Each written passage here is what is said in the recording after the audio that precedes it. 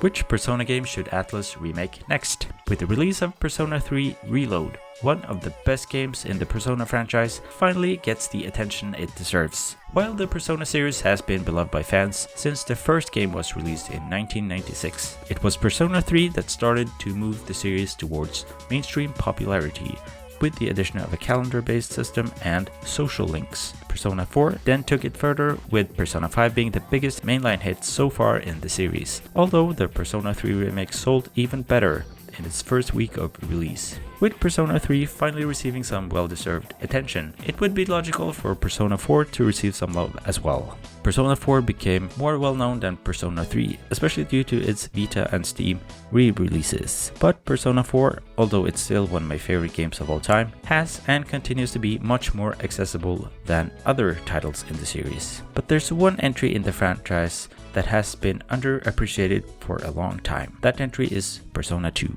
Persona 2 is actually not one game, but two. It was released as Innocent Sin and Eternal Punishment. Innocent Sin was originally released in Japan at first, while Eternal Punishment was also released in the US. None of the games made it to Europe on the PlayStation, however, unless you imported them, of course.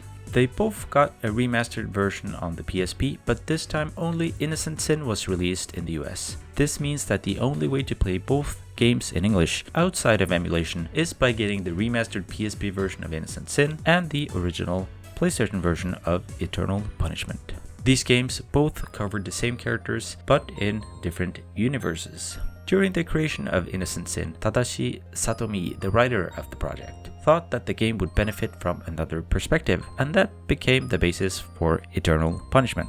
Both games take place in the fictional city called Sumaru City, which looks a bit similar to real-life Yokohama, and focuses on a group of students from the Seven Sisters and Kasugayama high schools, along with a couple of older party members. The protagonist of Innocent Sin, Tatsuya Suo, works along with other students and Maya Amano, a reporter for a teen magazine. They work together to figure out the mystery surrounding a figure called the Joker, who causes reality to change through the spreading of rumors. There's also talk of a great sin that was committed in the past, but I'm not going to spoil that here. The sequel starts a few months after the events of Innocent Sin, this time featuring Maya Amano as the protagonist, with Tatsuya coming in from the parallel world to warn about what's about to happen. This time, Maya is investigating the Joker case in her own world. This is a bit funny if you play the games back to back, as Maya goes from an upbeat character to a silent protagonist between the two games. While the original Persona also got a remake on PSP, it does still feel a bit more dated than Persona 2. For one, it has first-person grid-based dungeon exploration, which probably wouldn't be too popular with most modern Persona fans. Persona 2, on the other hand, feels more modern and more refined. It's also really cool, like most other Persona games in fact. Why would a remake be a good idea? Well, the Persona series is much better known now than ever before. While Persona 2 didn't have the social sim aspects introduced in Persona 3, this might actually be a good thing, as it will feel like a different experience to newer Persona fans. It's also an entry in the franchise that hasn't been milked to death with spin-offs, and thus would feel like a completely new game to most fans. The characters in Persona 2 are also really cool and interesting, and would be a great addition to any new Persona fighting game. Both Persona 2 games also share a lot of things that newer Persona fans would love, including an amazing art style, a great soundtrack, and the ability to talk to enemies like in Persona 5.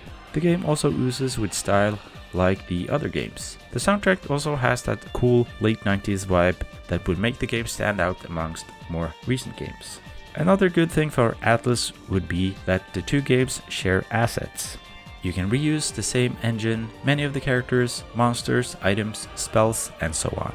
Problem here might be that Persona 2 is more of an unknown game, but the name and art style will probably make the game sell itself. Even though Persona 2 is a fairly dark game, Persona 3 was also a lot darker than Persona 4 or even 5. So I think that the success of that game shows that newer fans would still show up for a remake.